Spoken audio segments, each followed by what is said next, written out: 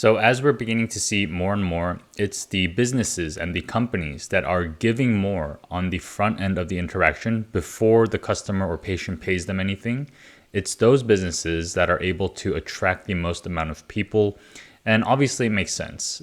You're giving something, either you're giving more, or you're giving something for free, or you're giving something for cheaper as a way to build that initial relationship. And then in the back end, the model is to build, extract more profits out of that person in a way that's mutually valuable.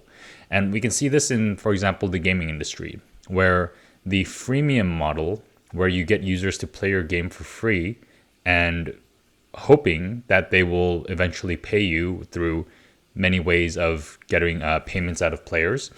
The freemium model is a huge business model when it comes to gaming, and especially software, because it's so scalable.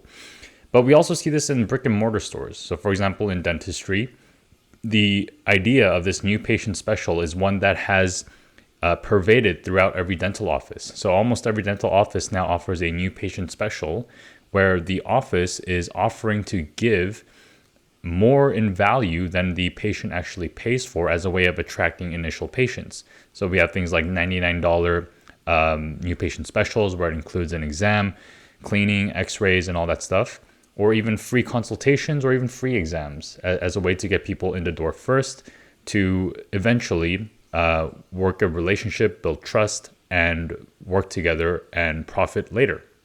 And this concept of being generous first leads us to two implications. And the first is, what are you doing to be more generous in the front end? What is it that you're giving first? Can you do it in a way that's scalable and less costly to you? Because the wrong way, I think, to do it is to think of how can we just maximize what we give people? But then the problem with that is that it leads to too much costs. So for example, if I do something like a video, if I'm able to give information and build trust this way, to give generously here, the costs aren't really that big for me. And the potential for scale is very big. And the potential value, depending on who I'm talking to, could also be very big. So what are those asymmetric things where the actual costs of delivery of that free or discounted or whatever good is largely, it has a high amount of value, yet at the same time is lower cost for you?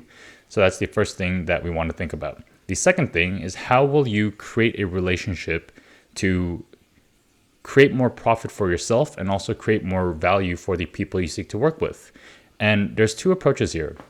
The first one is to create an upsell, to be very aggressive, or to create a value ladder, a series of upsells that you can sell the person, and to be very aggressive about pursuing that with the individual.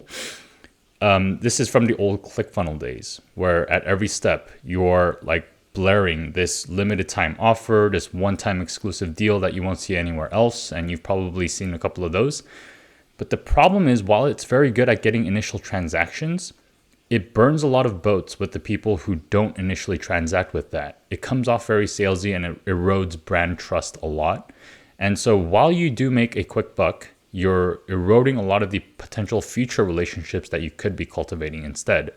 So the alternative that I recommend to maximize the back end for yourself and the client, or your customers or patients, is to think of how can we create value in such a way that these people want to stay with us. So retention is key here, but also how will we create value in such a way that they tell others about us? Because if we did that generous work of, and it's a little bit costly work of attracting people, if we're able to create remarkability and word of mouth and referrals on the back end, then we don't have to worry about the costs of attraction for those people who came through word of mouth. It's completely free. So how can we get that engine running?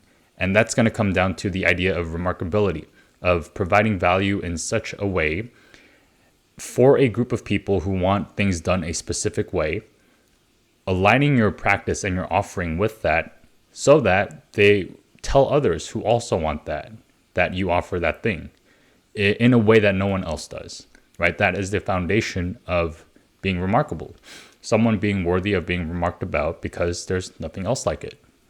All right, so in this age where we're seeing that we have to be generous first, and this is something that we can't avoid anymore. Everyone is out there trying to lower the barriers of entry to working with them. And that in some sense, it can come down to a race to the bottom where we can't lower the bar anymore.